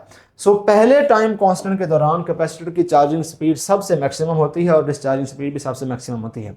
ये इस स्लाइड पर आपको जो चीज़ें नजर आ रही हैं, इसमें से हर एक चीज़ एक सेपरेट एमसीक्यू है और आ सकता है थ्योरेटिकल वाला, ठीक है। आखिरी है, a capacitor can smoothen out ripples in rectified DC, ठीक है ना। इलेक्ट्रॉनिक्स में हम इसको फर्दर डिटेल से पढ़ेंगे। आपको पता होगा कि इलेक्ट्रॉनिक्स में हम क्या करते हैं, रेक्टिफिकेशन, आपका जो टॉपिक है कि रेक्टिफिकेशन के बाद भी हमें कंप्लीटली स्मूथ डायरेक्ट करंट नहीं मिलता, उसमें रिपल्स होते हैं। हाफ में तो एक रिपल और एक फ्लैट, और फिर एक रिपल और एक फ्लैट लाइन मिलती है। जबकि जो कंप्लीटली रेक्टिफाइड एसी होता है, वो जो उससे जो डीसी बनता है उसमें मुसलसल रिपल्स होते हैं, स्मूथ बिल्कुल नहीं मिलता जिस तरह एक बैटरी का डीसी होता है। तो उसके लिए हम यूज़ करते हैं फिल्टर सर्किट। वो फिल्टर सर्किट क्या होता है, वो फिल्टर सर्किट उन रिपल्स को स्मूदन आउट कर देता है और उसमें एक कैपेसिटर यूज़ होता है, ठीक है। तो अब वो किस तरह से होता है वो हम अभी नहीं पढ़ेंगे, वो हम इलेक्ट्रॉनिक्स में ही इंशाल्लाह पढ़ेंगे। अभी के लिए हम जो एक्स्ट्रा चीज़ पढ़ने वाले हैं वो है ये एसी थ्रू अ कैपेसिटर। यहाँ तक हमने जो पढ़ा इससे पहले तक वो आपका मैक्सिमम है। अगर आपने वो लेक्चर ले लिया है तो आपका एमडी कैट के 99% क्वेश्चंस आपने तकरीबन सॉल्व कर लिए हैं। 99% आपके कॉन्सेप्ट जो हैं वो क्लियर हो चुके हैं। ये जो टॉपिक है ये अगेन आखिरी 10 मिनट में हम हमेशा कोई ना कोई एडिशनल चीज़ पढ़ते हैं, ये वो एडिशनल चीज़ों में से एक है, ठीक है। तो अगर कोई लेना चाहता है इससे आगे ये लेक्चर और या इससे आगे अगर आप सुनना चाहते हैं तो ज़रूर लीजिए, आपकी इन्फॉर्मेशन में बहुत इजाफा होगा और कहीं ना कहीं ये कॉन्सेप्ट आपका काम आएगा। एसी थ्रू अ कैपेसिटर होता इस तरह से है कि कैपेसिटर की प्लेट्स के दरमियान में वैक्यूम होता है या कोई ना कोई इंसुलेटर होगा, डाई इलेक्ट्रिक अगर हम डालेंगे तो कंडक्टर नहीं होता। तो चार्जेस कैपेसिटर की इस प्लेट से छलांग लगा के इधर नहीं जा सकते, यानी कि ये बेसिकली कैपेसिटर जब जुड़ा हुआ है तो ये सर्किट एक ओपन सर्किट है, ठीक है ना। ओपन और क्लोज सर्किट का तो पता है ना आपको कि ओपन सर्किट ऐसा होता है कि जिसमें पूरी की पूरी एक क्लोज्ड कंटिन्यूटी नहीं है, वायर की बीच में कहीं ना कहीं पर ब्रेक है। तो वही सारा कुछ यहाँ पर है कि यहाँ तक वायर चार्ज लेके आएगी, आगे हवा है, खाली चीज़ है, वैक्यूम है या हवा है या कोई डाइलेक्ट्रिक है, इंसुलेटर है, कोई कंडक्टिंग मटेरियल नहीं है बीच में, और फिर आगे दोबारा सर्किट शुरू है। तो ये ओपन सर्किट है। इसमें अगर आप बैटरी लगा देंगे यहाँ पर तो करंट फ्लो नहीं होगा। So a capacitor does not allow DC to pass through it. But अगर आप बैटरी ना लगाएं, यहाँ पर कोई जनरेटर, एसी जनरेटर लगा दें या कोई और एसी सोर्स लगा दें ऑल्टरनेटिंग करंट वाला, तो फिर हम देखेंगे कि करंट फ्लो कर जाता है इस कैपेसिटर में से। अब वो कैसे करता है, हवा में से तो गुजर के नहीं जाता, तो वो कैसे करता है वो हम इस स्लाइड में देखने वाले हैं, ठीक है। सपोज हमने एक एसी सोर्स यहाँ पर जोड़ दिया, ऑल्टरनेटिंग करंट, कभी पॉजिटिव पोलैरिटी उसकी हो जाती है एक एंड के ऊपर और कभी उसी एंड के ऊपर नेगेटिव पोलैरिटी हो जाती है, तो पोलैरिटी ऑल्टर करती है। तो हम पहले पॉजिटिव हाफ साइकिल में देखते हैं, फिर नेगेटिव हाफ साइकिल में देखते हैं। तो पॉजिटिव हाफ साइकिल में ये वाला एंड पॉजिटिव है, यहाँ से चार्ज आएगा और इधर आके डिपॉजिट होना शुरू हो जाएगा। पहले एक चार्ज आया, फिर दूसरा चार्ज आया, फिर तीसरा चार्ज आया, फिर चौथा चार्ज आया और आहिस्ता आहिस्ता चार्जेस बढ़ते जाएंगे, ठीक है। Through out the positive half cycle charges बढ़ते जाएंगे। तो होगा इस तरह से कि जैसे ही चार्जेस यहाँ पर आएंगे, अगेन वही इलेक्ट्रोस्टैटिक इंडक्शन वाला काम, इस तरफ के पॉजिटिव चार्जेस रिपेल हो जाएंगे और इधर आके फ्लो हो जाएंगे और यहाँ पर आ जाएगा नेगेटिव चार्ज, ठीक है। एक चार्ज यहाँ से यहाँ पर आया, उसने एक चार्ज रिपेल कर दिया, वापस आ गया। दूसरा चार्ज यहाँ से यहाँ पर आया, उसने दूसरा चार्ज यहाँ से यहाँ पर रिपेल कर दिया। ठीक है, तो अब क्या होगा कि जब तक यहाँ पर चार्जेस आते रहेंगे वैसे वैसे यहाँ पर चार्जेस वापस जाते रहेंगे। ठीक है, तो यहाँ पर क्या हुआ, हमने वोल्टेज यहाँ पर बढ़ाना शुरू कर दिया और यहाँ पर चार्जेस बढ़ना शुरू हो गए इस प्लेट के ऊपर, और वहाँ से ज़्यादा चार्जेस निकलना शुरू हो गए और वापस एसी सोर्स की तरफ आने लगे। ठीक है, तो क्या होगा कि करंट फ्लो कर रहा है। करंट फ्लो यही होता है ना कि पॉजिटिव चार्जेस पॉजिटिव एंड से निकले, उतने ही नेगेटिव चार्जेस नेगेटिव एंड से आ जाए, तो वो चीज़ तो हमें यहाँ पर अटेन हो रही है ना। ठीक है ना, तो पॉजिटिव हाफ साइकिल के वक्त कैपेसिटर की प्लेट्स के बीच का पोटेंशियल डिफरेंस अगर हम प्लॉट करें तो वो इस किस्म का मिलेगा। ठीक है ना, बढ़ना शुरू हो जाएगा और फिर कम होना शुरू हो जाएगा। और कैपेसिटर की प्लेट्स के बीच का चार्ज अगर हम प्लॉट करें तो पॉजिटिव हाफ साइकिल के वक्त चार्ज इस तरह से बढ़ेगा और वापस आके फिर वापस जीरो तक हो जाएगा। ठीक है ना, जैसा कि पॉजिटिव हाफ साइकिल वोल्टेज का होता है, वो वोल्टेज ज़्यादा देगा तो कैपेसिटर का चार्ज ज़्यादा हो जाएगा, फिर वोल्टेज वापस कम हो जाएगी। अभी भी पॉजिटिव हाफ साइकिल ही है तो चार्ज वापस कम हो जाएगा। ठीक है, अब नेगेटिव हाफ साइकिल में क्या होगा कि पोलैरिटी अब हो गई है चेंज। अब क्या होगा, यहाँ से पॉजिटिव चार्जेस इधर आना शुरू हो गए, यहाँ पर जमा होना शुरू हो गए, और इधर से पॉजिटिव चार्जेस वापस आना शुरू हो गए, तो यहाँ पर नेगेटिव चार्ज एक्यूमुलेट होना शुरू हो गया। एक कूलम चार्ज यहाँ से यहाँ पर आया, एक कूलम चार्ज इधर फ्लो कर गया, फिर दूसरा कॉलम आके यहाँ पर डिपॉजिट हो गया, दूसरा कॉलम आके यहाँ पर इधर से वापस आ गया इसके अंदर। ठीक है, तो चार्ज आहिस्ता आहिस्ता बढ़ना शुरू हो गया। फिर उसके बाद ऑब्वियसली पूरा का पूरा साइनोसॉइडल वेव होती है, इससे सोर्स की जो पोटेंशियल है वो कम होना शुरू हो जाएगी, वापस क्लोज टू जीरो आना शुरू हो जाएगी, तो चार्ज भी वापस क्लोज टू जीरो आना शुरू हो जाएगा। ठीक है, अब ये क्या है, हमारे पास क्यू टी कर्व है, वाई एक्सिस पर चार्ज है, एक्स एक्सिस पर जो है क्या है, टाइम है। तो इसकी जो स्लोप है वो हमें क्या बताएगी, इसकी स्लोप हमें बताएगी करंट। हमने वो पहले भी कहा कि Q ओवर T जो होता है दैट गिव्स अस करंट। तो आप देखें शुरू में क्या है, स्लोप बहुत ही मैक्सिमम है, तो शुरू में करंट क्या होगा, मैक्सिमम होगा। जैसे जैसे टाइम बढ़ता जाएगा यहाँ पर जाके स्लोप क्या हो गई है, बिल्कुल हॉरिजॉन्टल हो गई है, ज़ीरो स्लोप है, तो करंट भी यहाँ पर आके ज़ीरो हो गया है। ठीक है, यहाँ से यहाँ तक एक टाइम पीरियड है साइकिल का, तो यहाँ पर क्या हो गया है, T/4 हो गया, उसका 1/4 हो गया। अब यहाँ पर जब पहुँचेंगे हम अगेन, यहाँ पर स्लोप मैक्सिमम है लेकिन नेगेटिव मैक्सिमम है। ठीक है ना, अब ये एक्स एक्सिस से नीचे है, तो यहाँ पर टाइम क्या है, T/2 है, और यहाँ पर आकर ये हो जाएगा, करंट भी नेगेटिव मैक्सिमम हो जाएगा। ठीक है ना, नीचे आ गया। यहाँ पर आकर अगेन स्लोप ज़ीरो है, तो करंट भी यहाँ पर ज़ीरो हो जाएगा। यहाँ पर वैल्यू क्या है, 3T/4 का टाइम पीरियड, और after complete time period again slope maximum हो गई है, तो कंप्लीट टाइम पीरियड के बाद अगेन करंट यहाँ पर मैक्सिमम हो जाएगा टाइम पीरियड T के बाद। तो आप देखते हैं कि जैसे जैसे चार्ज चेंज होता है साइनोसॉइडली, वैसे वैसे ही अंडुलेटिंग सी वेव मिलती है करंट की, लेकिन इसकी जो वेव है वो उससे थोड़ा सा डिफरेंट है। जब चार्ज ज़ीरो है तो करंट मैक्सिमम है, चार्ज मैक्सिमम है तो करंट ज़ीरो है। ठीक है ना, तो क्या है कि चार्ज और करंट आपस में डिफरेंटली बिहेव कर रहे हैं। इस किस्म के कर्व को हम कहते हैं साइन कर्व। ठीक है, जैसे जैसे चार्ज वेरी करता है, potential difference between the plates of the parallel plate capacitor भी उसी तरह से ही वेरी करती है। चार्ज ज़ीरो है, पोटेंशियल ज़ीरो है, चार्ज मैक्सिमम है, पोटेंशियल मैक्सिमम है। तो पोटेंशियल का अगर हम कर्व बनाएंगे, वो साइन कर्व बना है, and instantaneous potential is given by maximum potential sign omega T, sine theta होता है बेसिकली। ये साइन कर्व की इक्वेशन होती है, एसी जनरेटर में भी आपने ऐसी इक्वेशन पढ़ी होगी। और अगर हम Q देखें, Q is equal to CV, V की जगह V0 साइन ओमेगा टी, तो Q भी ये CV0 इज मैक्सिमम चार्ज, तो इसकी जगह हमने Q0 लिख दिया। Q0 is equal to CV0, maximum voltage होगी तो मैक्सिमम चार्ज होगा, तो CV0 की जगह Q0 लिख दिया, और हमारे पास इसकी इक्वेशन भी साइन वाली इक्वेशन बन गई। ठीक है, उसी तरह की। लेकिन इसकी जो इक्वेशन होगी, आप देखें कि ये स्टार्ट मैक्सिमम से हो रहा है, और फिर जब ये साइन वाली जो वेव है वो मैक्सिमम पर होती है तो ये ज़ीरो होती है। इसको हम कहते हैं कि ये अब कोसाइन कर्व है, ये साइन कर्व नहीं है, ये कोसाइन कर्व है। और इसकी जो इक्वेशन बनेगी उसमें भी कॉज आएगा, I is equal to I0 cos omega T. अब यहाँ पर आपने साइन नहीं लगाना। ये बिल्कुल इस किस्म की बात है कि मीन पोजीशन के ऊपर एक्सेलरेशन एक सिंपल हार्मोनिक मोशन की ज़ीरो होती है, लेकिन वेलोसिटी मैक्सिमम होती है। तो अगर आप उसकी भी इस तरह से कर्व बनाएंगे, हम सर्कुलर मोशन में पढ़ेंगे कि एक्सेलरेशन जीरो होती है, उसी वक्त वेलोसिटी मैक्सिमम होती है। तो इसीलिए एक्सेलरेशन को जब हम किसी इक्वेशन से रिप्रेजेंट करते हैं उसमें साइन आता है, और हम जब वेलोसिटी को रिप्रेजेंट करते हैं इक्वेशन से उसमें वेलोसिटी की इक्वेशन में कॉज आता है। ठीक है, ये बात वहाँ पे पढ़ेंगे, उसको अभी कंफ्यूज नहीं करना। देखने वाली बात ये है, अब देखें ये हमने बात यहाँ पर लिखी हुई है, voltage lags behind current by 90 degrees. Voltage जब जीरो है तो करंट क्या है, मैक्सिमम है, यानी कि इसका फेज यहाँ पर क्या है, 0 डिग्री है। ये ऑलरेडी जीरो से मैक्सिमम तक पहुंच चुका है, करंट मैक्सिमम पर है उस वक्त, तो ये अभी 90 डिग्री के ऊपर है, तो ये उससे 90 डिग्री आगे है। ठीक है ना, ये मीन पोजीशन पर है, तो ये अभी मीन से एक्सट्रीम पर पहुंच चुका है। जब वो मीन से एक्सट्रीम पर पहुंचेगा तो ये एक्सट्रीम से तब तक वापस मीन तक पहुंच चुका हुआ ये वैल्यू। ठीक है ना, तो ये उससे हमेशा 90 डिग्रीज आगे रह रहा है करंट। 90 डिग्रीज का मतलब क्या होता है, π/2 रेडियंस। तो इसमें और उसमें फेज डिफरेंस है 90 डिग्री का।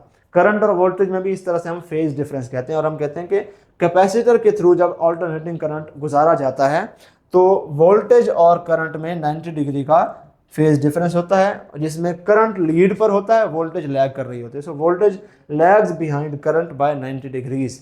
इसमें मजीद डिटेल में हम नहीं घुसते, अदरवाइज कुछ और भी चीज़ें इसमें होती हैं, हम इसका ग्राफ भी बनाते हैं, इसकी हम एरोज भी के भी इसको रिप्रेजेंट करते हैं इस तरह से। वो अभी के लिए ज़रूरी नहीं है, अभी के लिए आपके लिए इतनी इन्फॉर्मेशन जो है वो काफ़ी है, इससे ज़्यादा मैक्सिमम इसमें घुसने की ज़रूरत नहीं है, बिकॉज ऑल्टरनेटिंग करंट का जो पूरा चैप्टर है वो आपके एमडी कैड में एज सच नहीं है।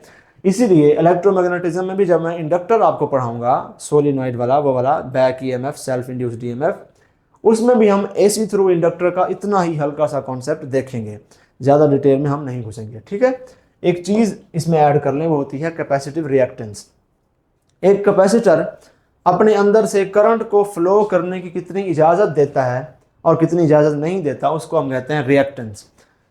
सीरीज और जब डायरेक्ट करंट के डीसी सर्किट्स हम पढ़ते हैं, हम वहाँ पे रेजिस्टेंस नाम की चीज़ पढ़ते हैं कि resistance is the ability of a resistor to oppose the flow of current through it. इस केस में एसी सर्किट्स में, ऑल्टरनेटिंग करंट के सर्किट्स में हम रिएक्टेंस पढ़ते हैं कि ये एक ऐसी चीज़ है जो हमें बताती है कि उस ऑल्टरनेटिंग करंट को कैपेसिटर कितना आसानी से अपने अंदर से गुजरने देगा और कितनी आसानी से नहीं गुजरने देगा। ठीक है, ability of a capacitor to resist the passage of current through it. इसकी जो वैल्यू होती है कैपेसिटर के लिए वो होती है एक्स से, हम इसको रिप्रेजेंट करते हैं। कैपेसिटर की रिएक्टेंस को एक्स सी कहेंगे, इंडक्टर की रिएक्टेंस भी होती है, उसको फिर हम एक्स आई या किसी और वेरिएबल से रिप्रेजेंट करते हैं। इसकी वैल्यू होती है 1/ωc। ओमेगा एंगुलर वेलोसिटी है, it is equal to 2πf। ठीक है, तो यहाँ से हम देख सकते हैं कि एक्स सी, ये एंगुलर किसकी है फ्रीक्वेंसी, ये उस एसी सर्किट की एंगुलर फ्रीक्वेंसी है। वेव की भी एंगुलर फ्रीक्वेंसी होती है ना, फेज है, तो X C is inversely proportional to frequency of the AC. यानी ऑल्टरनेटिंग करंट अगर ज़्यादा जल्दी अप एंड डाउन होगा, फ्रीक्वेंसी उसकी ज़्यादा हर्ट्ज होगी, तो क्या होगा कि रिएक्टेंस कैपेसिटर की कम हो जाएगी। यानी कि कैपेसिटर हाई फ्रीक्वेंसी वाले ऑल्टरनेटिंग करंट को आसानी से गुजरने देता है, एज़ कम्पेयर टू अगर फ्रीक्वेंसी लो होगी तो कैपेसिटर की रिएक्टेंस हाई हो जाएगी, फिर कैपेसिटर उसको रोकेगा, रेजिस्ट करेगा।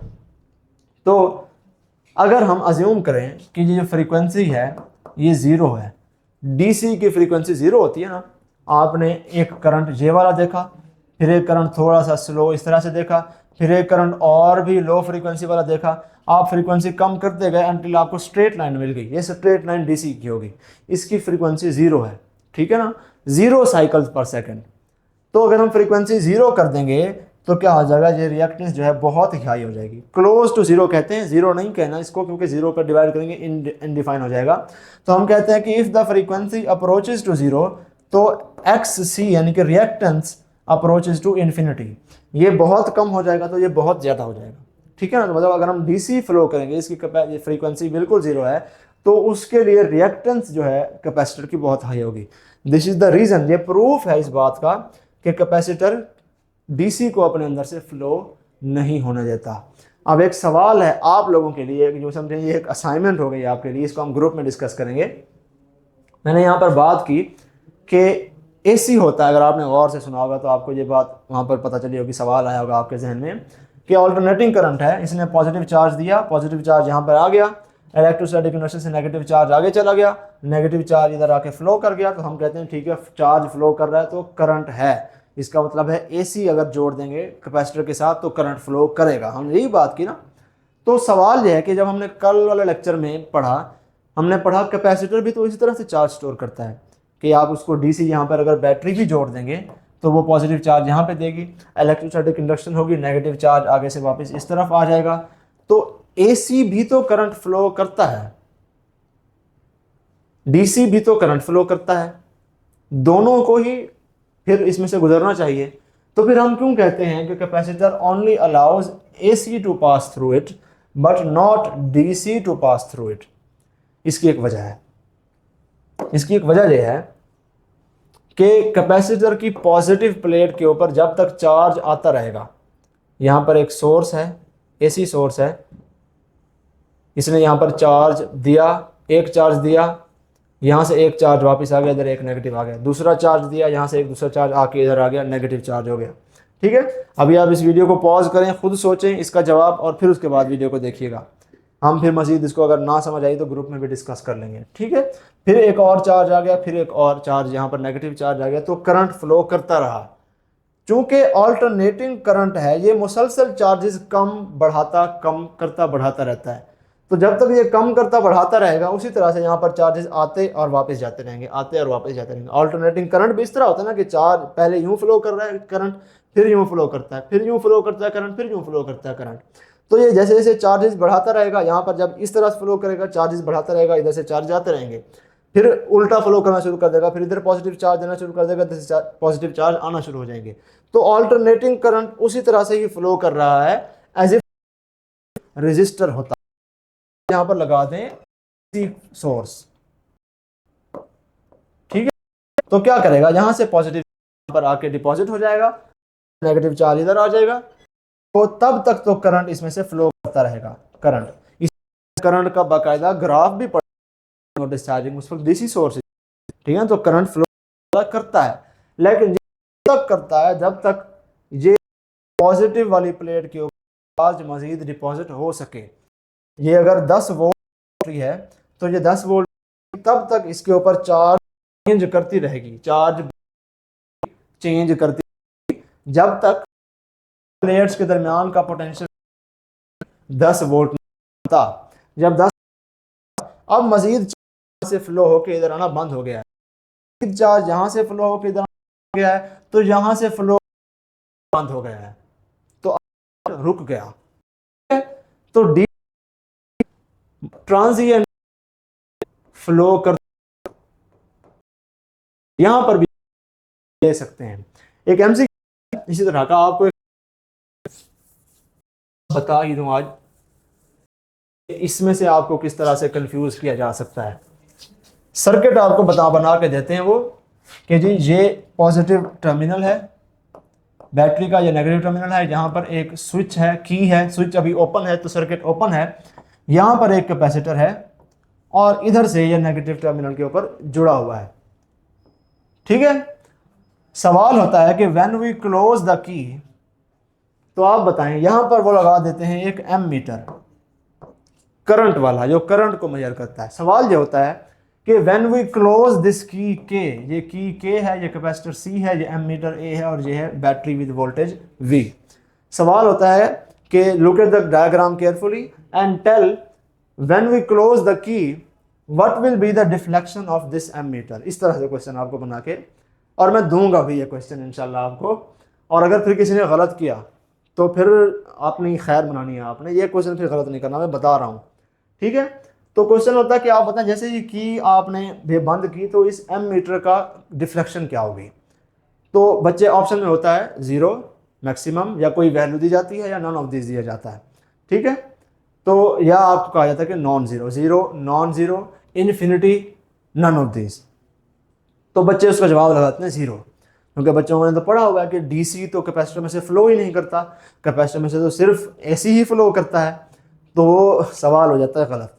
तो ऐसा नहीं है, जब आप इस की को बंद करेंगे तो मोमेंटरीली जो है यहाँ पर चार्ज इंक्रीज होगा, आना शुरू होगा, ये कैपेसिटर चार्ज होना शुरू होगा। तो थोड़ी सी देर के लिए, बहुत ही कम टाइम होता है, मोमेंटरीली आपने चार्ज चेंज किया। हमने कहा जब तक चार्ज इसकी प्लेट्स के ऊपर चेंज होता रहता है तब तक दूसरी प्लेट पर भी चेंज होता रहता है और तब तक करंट फ्लो करता रहता है, इसीलिए एसी फ्लो करता है।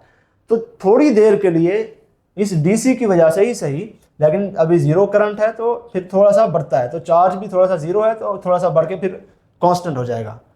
तो जब तक ये इस थोड़े से मोमेंटरीली इस टाइम के लिए, इस ब्रीफ अमाउंट ऑफ टाइम के लिए हमें ये जो एम मीटर है ये थोड़ी सी डिफ्लेक्शन देगा। अगर ज़ीरो है तो ये हल्की सी डिफ्लेक्शन यहाँ पे थोड़ी सी देगा और फिर सुई वापस आ जाएगी इसकी विद इन सेकेंड। ऐसे हल्का सा ऐसे छलांग लगाता है वापस आ जाता है। अगर आपने लैब में किया है ये और हाई स्कूल वगैरह में किया होगा आपने ज़रूर ये वाला एक्सपेरिमेंट, तो हल्का सा ये देता है, हल्की से सुई थरथराती है और वापस आ जाती है। तो ऑप्शन में आपके पास आंसर, और ये भी ऑप्शन हो सकता है कि ट्रांजिएंटली जो है उसकी नीडल डिफ्लेक्ट करेगी और फिर वापस deflection will be back to zero. तो आपने उस ऑप्शन को टिक करना है कि ट्रांजिएंटली डिफ्लेक्शन होगी फिर इसकी वैल्यू वापस ज़ीरो हो जाएगी। इसी किस्म का कुछ हम इलेक्ट्रोमैग्नेटिज्म में भी पढ़ेंगे कि आपने एक सोलिनॉइड ली और आपने क्या किया कि उसमें से एक डीसी सोर्स उसके साथ जोड़ दिया और उस सोलिनॉइड के साथ एक और सोलिनॉइड जोड़ दी, लगा दी। यहाँ पर एक सोलिनॉइड है, यहाँ पर एक सोलिनॉइड है। तो असूल ये होता है कि इस सोलिनॉइड को एक एसी सोर्स से जोड़ा जाता है और इस दूसरे सोलिनॉइड को किसी ना किसी रेजिस्टर से जोड़ा जाता है और वहाँ पे एक एम मीटर लगा के करंट नोट किया जाता है। तो यहाँ पर इस एसी सोर्स की वजह से इस सोलिनॉइड में करंट चेंज होता है, म्यूचुअल इंडक्शन की वजह से जब तक करंट चेंज होता रहेगा वहाँ पे भी होता रहेगा, तो एम मीटर में करंट हमें यहाँ पर शो होगा। लेकिन अगर आपको यहाँ पर डीसी सोर्स दिया जाता है तो चूंकि वो करंट चेंज नहीं कर पाता तो इसलिए म्यूचुअल इंडक्शन नहीं होगी, इंडक्शन इलेक्ट्रोमैग्नेटिक इंडक्शन भी नहीं होगी और ये एम मीटर आपको करंट नहीं देगा, इसलिए ट्रांसफार्मर एसी पे काम करता है। लेकिन यहाँ पर भी वही चीज़ है कि अगर आप फ़ौरन बटन ऑन करेंगे, अभी की क्लोज करेंगे, तो मोमेंटरली आपको ये वाला एम मीटर भी थोड़ी देर के लिए डिफ्लेक्शन देता है, क्योंकि थोड़ी देर के लिए करंट चेंज होता है ज़ीरो से मैक्सिमम तक, फिर स्टेडी करंट हो जाता है। तो वहाँ पर भी हम ये क्वेश्चन फिर दूंगा मैं क्वेश्चन, और फिर भी आई होप बहुत सारे बच्चे इसको गलत करेंगे, तो इस बात को भी और से कर लें। असाइनमेंट में भी इस किस्म का कुछ मैं देने की कोशिश करूँगा, तो इसको गलत नहीं करना। ठीक हो गया। ये हमने आज का जो है अल्हम्दुलिल्लाह ख़त्म कर लिया है। हमारा इलेक्ट्रोस्टैटिक्स का जो चैप्टर है वो तकरीबन क्या बल्कि आज आखिरी ही आपका लेक्चर था, वो एंड हो गया है। कल से हम इंशाल्लाह स्टार्ट करेंगे करंट इलेक्ट्रिसिटी, या नेक्स्ट वर्किंग डे आपका जब भी होगा तो करंट इलेक्ट्रिसिटी को इंशाल्लाह थोड़ा सा हल्का सा ऐसे रिव्यू करके आएगा। उसको फिर हम मज़ीद दोबारा से उसके कॉन्सेप्ट को कुरेदेंगे, थोड़ा सा बेसिक पढ़ेंगे और आहिस्ता आहिस्ता हम उसको फिर थोड़ा ज़्यादा से ज़्यादा कॉम्प्लेक्स करते जाएंगे और आखिरी 10 मिनट में इस तरह से हम कुछ ना कुछ एडिशनल पढ़ेंगे। This is all for today. Thank you so much for listening. अल्लाह हाफिज़। अल्लाह आपको कामयाब करे, मेहनत कीजिए, पढ़ते रहिए एंड अल्लाह हाफिज़।